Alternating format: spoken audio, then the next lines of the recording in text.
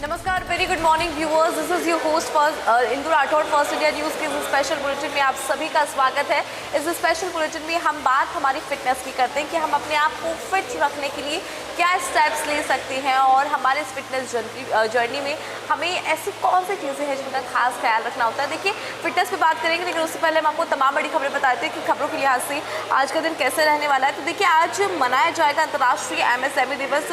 Constitutional club में CM बचलाल Sharma कार्यक्रम का शुभारंभ करेंगे और राजस्थान में पहली बार आयोजन होगा। CM लाभार्थियों को 13 करोड़ से अधिक की चेक और भूमि आवंटन पत्र सौंपेंगे। तो काफ़ी ज़्यादा खास ये दिन होने वाला है। और इंडस्ट्रियल डेवलपमेंट पॉलिसी की बात करें, ODOP कॉफ़ी टेबल बुक और रैम पोर्टल यहाँ पर लॉन्च किया जाएगा। उद्योग एवं वाणिज्य विभाग की योजनाओं के लाभार्थियों को ऋण अनुदान और सब्सिडी के 13 करोड़ रुपए से अधिक के चेक प्रदान किए जाएंगे। रिको के योजनाओं के लाभार्थियों को भूमि आवंटन पत्र और ऑफर लेटर भी सौंपा जाएगा। इसके अलावा Rajasthan industrial development policy, ODP coffee table book और रैम प्राइसिंग एवं एक्सीलेटरिंग, साथ ही MSME परफॉर्मेंस पोर्टल भी यहाँ पे लॉन्च किए जाएंगे। साथ ही उद्योग एवं वाणिज्य मंत्री कर्नल राज्यवर्धन राठौड़, इसके अलावा राज्य मंत्री के विष्णु, मुख्य सचिव बी श्रीनिवास, उद्योग एवं वाणिज्य विभाग के EC शिखर अग्रवाल, आयुक्त नीलाभ सक्सेना सहित विभाग के अन्य वरिष्ठ अधिकारी यहाँ पर मौजूद होंगे। और देखिए, एक जिला एक उत्पाद नीति, विश्वकर्मा युवा उद्यमी प्रोत्साहन योजना, राजस्थान ट्रेड प्रमोशन पॉलिसी, मुख्यमंत्री युवा स्वरोजगार योजना, राजस्थान निवेश प्रोत्साहन योजना, डॉक्टर भीमराव अंबेडकर दलित आदिवासी उद्यम प्रोत्साहन योजना, एकीकृत क्लस्टर विकास योजना, रैंप और राजस्थान निर्यात प्रोत्साहन योजना के लाभार्थियों को यहाँ पे चेक जो है वो दिए जाएंगे। रिको की डायरेक्ट लैंड अलॉटमेंट पॉलिसी के आवंटन पत्र और ऑफर लेटर भी यहाँ पर प्रदान किए जाएंगे। इसलिए ये बहुत ज़्यादा खास कार्यक्रम होने वाला है। रेंटल पॉलिसी के तहत ऑफर लेटर भी यहाँ पर दिए जाएंगे। जो रेंटल पॉलिसी है उसके तहत भी यहाँ पे ऑफर लेटर जो है वो डिस्ट्रीब्यूट किए जाएंगे। तो काफ़ी ज़्यादा खास ये दिन होने वाला है। और सबसे इम्पॉर्टेंट यहाँ पे कि राजस्थान में पहली बार ये आयोजन हो रहा है। कॉन्स्टिट्यूशनल क्लब में CM बचलाल शर्मा कार्यक्रम का शुभारंभ करेंगे। आज दरअसल अंतर्राष्ट्रीय MSME दिवस मनाया जाएगा और इसके तहत देखिए कई ऑफर लेटर सौंपे जाएंगे। रैम पोर्टल जो है वो लॉन्च किया जाएगा। कई तरह के यहाँ पे कार्यक्रम जो है इसके अंदर होने वाले हैं। अब आगे बढ़ेंगे। प्रधानमंत्री नरेंद्र मोदी का सेशल्स का दौरा। आज से 29 जून तक सेशल्स की राजकीय यात्रा पर रहेंगे PM। सेशल्स के राष्ट्रपति डॉक्टर पैट्रिक हरमनी के निमंत्रण पर जाएंगे। सेशल्स के राष्ट्रीय दिवस की स्वर्ण जयंती समारोह में वो शामिल होंगे। उनके निमंत्रण पर प्रधानमंत्री वहां जाएंगे। और देखिए, भारतीय रक्षा बलों की एक टुकड़ी भी इस समारोह में हिस्सा लेगी और स्वर्ण जयंती समारोह में गेस्ट ऑफ ऑनर के रूप में वो शामिल होंगे। इसलिए बहुत ज़्यादा इंपॉर्टेंट ये होने वाला है। द्विपक्षीय सहयोग की सभी पहलुओं की समीक्षा की जाएगी। जो तमाम पहलू है द्विपक्षीय सहयोग के, उस पर बात यहाँ पर होगी। हर तरह से यहाँ पे चर्चा की जाएगी। आपसी हित के क्षेत्रीय व वैश्विक मुद्दों पर भी बातचीत होगी। इसके अलावा सेशल्स के संसद को संबोधित करने के साथ में भारतीय समुदाय से मुलाकात और संवाद भी किया जाएगा। इससे पहले 2015 में भी प्रधानमंत्री नरेंद्र मोदी सेशल्स गए थे और अब वापस प्रधानमंत्री नरेंद्र मोदी सेशल्स जाएंगे, क्योंकि उनको यहाँ पे निमंत्रण दिया गया है। सेशल्स के राष्ट्रपति है डॉक्टर पैट्रिक, उन्होंने प्रधानमंत्री नरेंद्र मोदी को यहाँ पर निमंत्रण दिया है और सेशल के राष्ट्रीय दिवस के स्वर्ण जयंती समारोह में वो शामिल होंगे। आगे बढ़ेंगे, बात लखनऊ की करते हैं। लखनऊ में सुबह सुबह पुलिस एनकाउंटर। PGI में संदीप सिंह हत्याकांड का मुख्य शूटर जो है वो ढेर हो गया है। 1 लाख का इनामी बदमाश संजय उर्फ संजीव यहाँ पे ढेर हो गया। तो लखनऊ से इस वक्त की बड़ी खबर है। सुबह सुबह पुलिस एनकाउंटर और इसमें PGI में संदीप सिंह हत्याकांड का जो मुख्य शूटर है वो ढेर हो गया है। इस मुख्य शूटर की बात करें तो 1 लाख का इनामी बदमाश था संजय उर्फ संजीव, जिसे ढेर कर दिया गया। एनकाउंटर में वो मार गिराया गया है। और देखिए, PGI में संदीप सिंह हत्याकांड का ये मुख्य शूटर था। हालांकि अभी उसके एनकाउंटर की जानकारी मिली है। अब देखिए, मेरे पास में फर्स्ट इंडिया ग्रुप द्वारा पब्लिश 2 बड़ी न्यूज़पेपर है। First is first India daily English newspaper. अब इसकी तमाम बड़ी खबरें मैं आपको बताते हैं कि इसमें क्या कुछ खास है। A local court on Friday remained all 8 accused arrested in the alleged Sri Ram Janmabhoomi Temple donation theft case to judicial custody till July 29. They will remain in jail and are scheduled to be produced before the court again on Monday. Investigators have recovered rupees 79.85 lakh allegedly linked to the embezzled temple donations during the probe. According to sources, the cash was recovered from all the accused except Subhash Srivastava. Preliminary investigation revealed that bearing Subhash and Rama Shankar Yadav, alias Tinnu, and the remaining 6 accused were associated with the bank's outsourced cash management agency interested with counting donation received with the Shri Ram Janmabhoomi Temple. तो देखिए यहाँ पे बहुत ही ज़्यादा important जानकारी मिल रही है। 29 जून तक जो है जुडिशियल कस्टडी में रहने के बाद सामने आ रही है, क्योंकि यहाँ पे फैसला भी सामने आया है और they will remain in jail and are scheduled to be produce before the court again on Monday. और यहाँ पे देखिए जो सोमवार को सुनवाई होगी वो बहुत ज़्यादा खास होने वाली है। श्री राम जन्मभूमि का जो पूरा चंदा घोटाले का मामला है उससे जुड़ा ये अपडेट फिलहाल इसके अंदर देखने को मिला है। और यहाँ पे 80 लाख रिकवर ड्यूरिंग प्रॉब इन राम मंदिर डोनेशन ड्रॉ, और जो 80 लाख है वो यहाँ पे रिकवरी के बाद सामने आ रही है। और 8 accused to 3 day judicial custody, और जो 8 अक्यूज है उनको यहाँ पे फिलहाल 3 दिन की जुडिशियल कस्टडी में सौंपा गया है। Next, Om Birla constitutional guardian of parliament. Lok Sabha speaker Om Birla has completed 7 years in office, having first taken charge in June 2019 and later being re-elected for a second term on June 26, 2024. यहाँ पर देखिए Lok Sabha speaker Om Birla ने अपनी office के 7 साल complete की हैं। सबसे पहले अगर बात करें तो उन्होंने चार्ज लिया था जून 2019 में, और उसके बाद वो सेकेंड टाइम जब वापस री-इलेक्ट हुई तो जो दिन था वो था June 26, 2024. During his tenure, he introduced reforms to strengthen parliamentary functioning, including expanding Zero Hour and Rule 377, improving question hour participation and ensuring timely government response to issues raised by MPs. और देखिए उनका ये जो पूरा tenure है, अगर इसकी बात करें तो उसमें बहुत सारे रिफॉर्म्स देखने को मिले। पार्लियामेंट्री फंक्शनिंग की अगर बात करें उसको कैसे मजबूती दी जाए, इस पर भी उन्होंने काम किया है। इसके अलावा अगर हम ज़ीरो आर की बात करें उसको उन्होंने एक्सपेंड किया, और रूल 377 पर भी उन्होंने काम किया। साथ ही जो क्वेश्चन आर पार्टिसिपेशन है उसको किस तरह से हम इम्प्रूव कर सकते हैं, he also worked on that as well.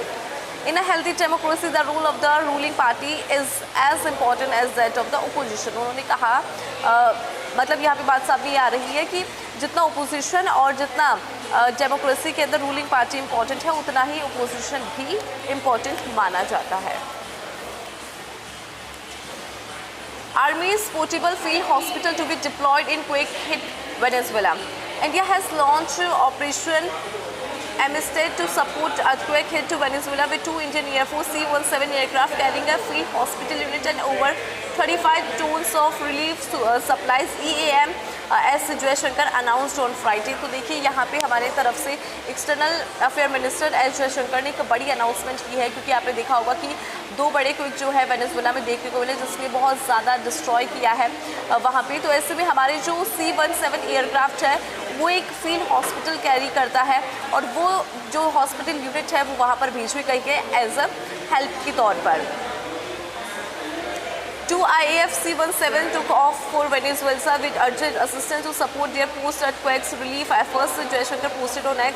The operation will enhance India's status as the first responder country which sends humanitarian assistance during natural disaster throughout world. और यहाँ पे देखिए इंडिया की जो स्टेटस है, इंडिया की जो इमेज है वो और भी ज़्यादा पॉजिटिव होगी, बिकॉज हमने पहली ऐसे कंट्री के तौर पर वर्क यहाँ पे किया जिसने तुरंत रिस्पॉन्ड किया है और तुरंत हेल्प जो है वो प्रोवाइड की है। हमने यहाँ पे देखिए असिस्टेंट जो है वो सपोर्ट का वो यहाँ पे भेजा है पोस्ट अर्थक्वेक रिलीफ एफर्ट्स के तौर पर, कि वहाँ पे किस तरह से इंडिया जो है उनको हेल्प कर सकता है। उसमें इंडिया का नाम सबसे पहले आएगा, क्योंकि हमारा रिस्पॉन्स टाइमिंग सबसे ज़्यादा पहले रहा। Next, Seychelles gears up for PM Modi's visit, strengthening strong bond. Ahead of Prime Minister Narendra Modi's upcoming visit to Seychelles from June 27 to 29, senior officials and stakeholders in island nation have expressed optimism, describing the visit as a reflection of the strong bilateral relationship between two countries, particularly in areas such as development, trade, education and infrastructure. From June 27 to 29, Prime Minister Narendra Modi जो है वो Seychelles के दौरे पर रहने वाले हैं, और ये इसलिए इम्पॉर्टेंट है क्योंकि यहाँ पे देखिए बायलैटरल रिलेशंस की बात करें between two countries, they will get more stronger. And if we talk about the different sectors such as trade, education and infrastructure, इनको भी अलग अलग एरियाज में जो ये तमाम सेक्टर्स हैं इनको भी यहाँ पे बूस्ट मिलेगा। Speaking to ANI, Antonia Cherry, Human Resources and Budget Management Officer, the Ministry of Local Government and Inner Island, called the visit important and underlined India's long-standing role as a key development partner for Seychelles. यहाँ पर देखिए उन्होंने जब ANS से बात की तो उन्होंने कहा कि इंडिया जो है वो बहुत ही ज़्यादा इंपॉर्टेंट हमारे लिए है और ये जो विजिट है उनको भी उन्होंने क्रूशियल बताया। साथ ही इंडिया का जो रोल है कि डेवलपमेंट पार्टनर के तौर पर सेशेल्स के लिए उसका भी उन्होंने यहाँ पे जिक्र किया है। अब मेरे पास में फर्स्ट इंडिया ग्रुप द्वारा प्रकाशित एक और अखबार है सच बेधड़क हिंदी अखबार। इसके अब तमाम खबरें आपको बताते हैं। मुख्यमंत्री लाभार्थियों को सौंपेंगे 13 करोड़ रुपए की चेक। अंतर्राष्ट्रीय MSME दिवस की पर शनिवार को मुख्यमंत्री विजयलाल शर्मा लाभार्थियों को विभिन्न योजनाओं के तहत ऋण अनुदान और सब्सिडी के 13 करोड़ रुपए से अधिक की डमी चेक यहां पर प्रदान करेंगे।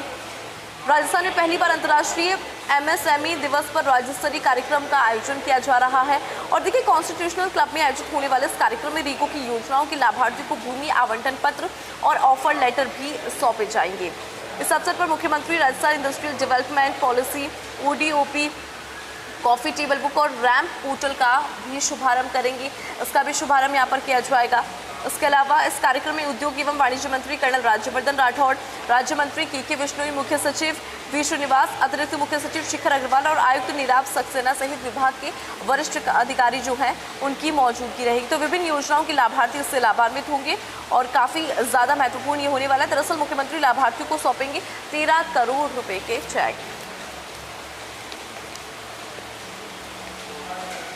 ग्रीनफील्ड रिफाइनरी बनेगी प्रदेश के लिए गर्व का क्षण, सीएम विजयलाल शर्मा ने कहा। मुख्यमंत्री विजयलाल शर्मा ने नरेंद्र मोदी की 4 जुलाई को प्रस्तावित राजस्थान यात्रा और पचपदरा रिफाइनरी के उद्घाटन की तैयारियों को लेकर शुक्रवार को मुख्यमंत्री कार्यालय में उच्च स्तरीय बैठक ली है। उन्होंने कार्यक्रम के सफल और सुचारू संचालन के लिए संबंधित विभाग को आपसी समन्वय के साथ में काम करने और सभी तैयारियों को समयबद्ध तरीके से पूर्ण करने के दिशा निर्देश दिए और मुख्यमंत्री ने कहा कि प्रदेश के सबसे बड़े प्रोजेक्ट एवं भारत के पहले ग्रीनफील्ड एकीकृत रिफाइनरी कम पेट्रोलियम कॉम्प्लेक्स की शुरुआत होना गर्व का क्षण है। उन्होंने इसे गर्व का क्षण बताया है। चलिए आगे बढ़ेंगे। नई पीढ़ी को आपातकाल का इतिहास जानना जरूरी है, अर्जुन राम मेघवाल ने कहा है। केंद्रीय कानून मंत्री अर्जुन राम मेघवाल ने NCERT की कक्षा 9 के सामाजिक विज्ञान की नई पुस्तक में साल 1975 से 77 के आपातकाल पर अलग अध्याय शामिल किए जाने का स्वागत किया है। देखिए शुक्रवार को बीकानेर में आयोजित कार्यक्रम के दौरान उन्होंने कहा कि देश की नई पीढ़ी को ये जानना चाहिए कि किन परिस्थितियों में आपातकाल लगाया गया और उसके पीछे क्या कारण था और उस दौर में लोकतांत्रिक संस्थाओं साथ ही नागरिक अधिकारों पर क्या कुछ प्रभाव पड़ा था। चलिए आगे बढ़ते हैं। CSA संपर्क पोर्टल का निरीक्षण करके समीक्षा की मुख्य सचिव V श्रीनिवास ने शुक्रवार को राजस्थान संपर्क पोर्टल 181 कॉल सेंटर का निरीक्षण करके राजस्थान संपर्क 2.0 के तहत विकसित की जा रही नई तकनीक और शिकायत निस्तारण व्यवस्था की विस्तृत समीक्षा की है। इस दौरान उन्होंने साइबर फ्रॉड से प्रभावित नागरिकों से सीधे बातचीत करके उनकी शिकायतों की प्रगति जानी और संबंधित विभाग को मामलों का त्वरित और संतोषजनक समाधान सुनिश्चित करने के भी निर्देश दिए हैं। निरीक्षण के दौरान मुख्य सचिव ने कहा कि साइबर अपराध से जुड़ी शिकायतों को प्राथमिकता के आधार पर निस्तारित किया जाए। इन तमाम प्रॉब्लम्स को देखिए यहाँ पे निस्तारित जो है वो प्राथमिकता के तौर पर करना चाहिए, ये भी उनकी तरफ से कहा गया। तो ये तो हमने आपको तमाम बड़ी खबरें बताई कि खबरों के लिहाज से आज का दिन कैसा है, क्या कुछ आज प्रदेश में होने वाला है। देश से जुड़ी तमाम बड़ी खबरें भी हमने आपको बताई, लेकिन यहाँ पर हम बात आपके फिटनेस की भी करेंगे क्योंकि हम सभी चाहते हैं कि हम फिट रहें, हमारी बॉडी फिट रहे और इस फिटनेस जर्नी में हमें बहुत सारी चीज़ों का ख्याल रखना पड़ता है।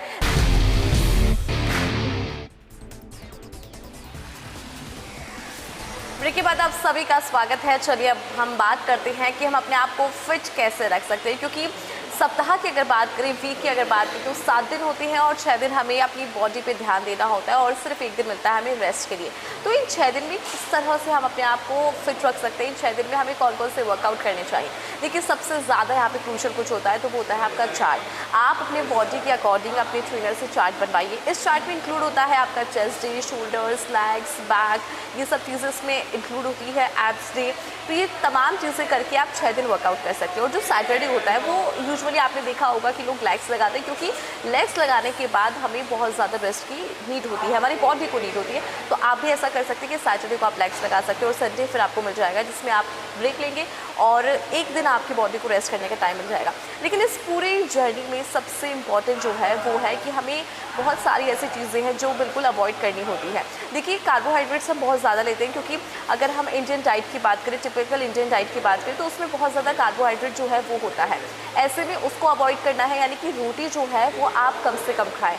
हालांकि आपने देखा होगा कि रोटी के लिए कहा जाता है कि हमारी जो थाली है वो रोटी के बिना अधूरी है। तो ऐसे में जो रोटी है उसको आप बिल्कुल कम कर दें, लेकिन उसके लिए ऑल्टरनेट ऑप्शंस हमारे पास में है।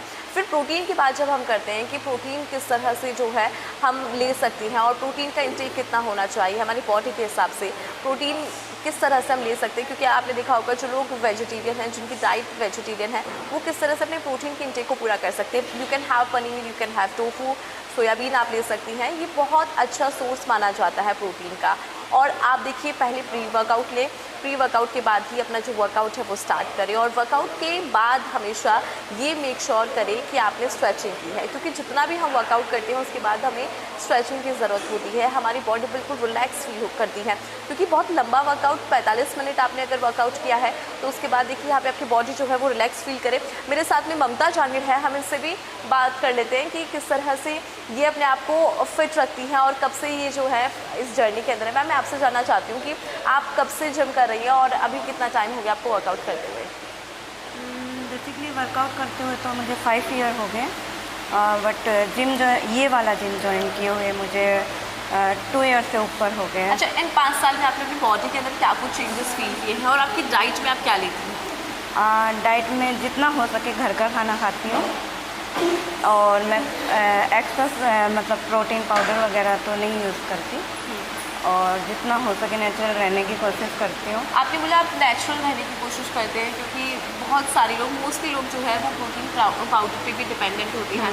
अब आप नेचुरल लेती, तो आप जाहिर सी बात है पनीर का इंटेक लेती होगी, पनीर खाती होगी, पनीर सोयाबीन खाती होगी, और हाँ। क्या कुछ खाती हैं आप अपनी डाइट के अंदर, क्या लेती हैं? दालें लेती हूँ, एग लेती हूँ, और कभी कभार नॉनवेज भी लेती हूँ। अच्छा, अब बाहर के खाने की बात करें, क्योंकि वो तो बिल्कुल अवॉइड करने को बोलते हैं हमारे ट्रेनर, तो बिल्कुल अवॉइड करना इज इट पॉसिबल, या फिर आप थोड़ा बहुत खा सकते हैं? नहीं, पॉसिबल तो नहीं है, लेकिन आप हेल्दी ऑप्शन चुन सकते हो। जैसे मैं जहाँ पे भी जाती हूँ तो मैं कोशिश करती हूँ कि जितना हो सके उसको हेल्दी बनाने की कोशिश करूँ। जो भी डाइट लेती हूँ बाहर से भी, वो हेल्दी चूज़ करती हूँ। शुगर की अगर हम बात करें मैम, कभी आप शुगर लेती हैं?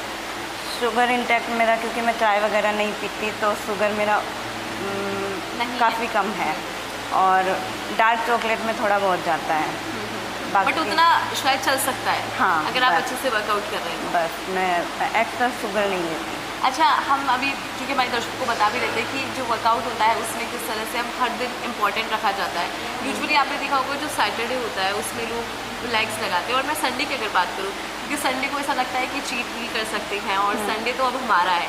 लेकिन कई बार क्या होता है, वो 6 दिन का वर्कआउट आपने किया, लेकिन एक दिन आपने ऐसा खा लिया, मतलब बहुत ही ज़्यादा ओवर ईटिंग भी कर ली, वो भी तो बहुत ज़्यादा नुकसान है ना लोगों को। फिर इसके बारे में आप क्या कहेंगे? ओवर ईटिंग के बारे में? क्योंकि 6 दिन वर्कआउट करते हैं आप बिल्कुल फोकस्ड होके, लेकिन जो 7वां दिन होता है, जो संडे होता है, उसमें तो लोग ये बोलते हैं कि ठीक है चीट मील कर लेते हैं, और उसमें बहुत ज़्यादा खा लेते हैं, जो कि आपकी बॉडी के लिए नुकसान देता है। नहीं, मैं ओवर ईटिंग नहीं करती हूँ, मुझे सूट ही नहीं करता, शायद मेरी हैबिट ऐसी हो गई है अभी। Alright, thank you so much ma'am. Thank you. तो देखिए, इनसे हमने बात की कि किस तरह से यहाँ पर ये अपने आप को फिट रखने के लिए स्टेप्स लेती हैं। तो आज की इस स्पेशल बुलेटिन में फ़िलहाल इतना ही, लेकिन आप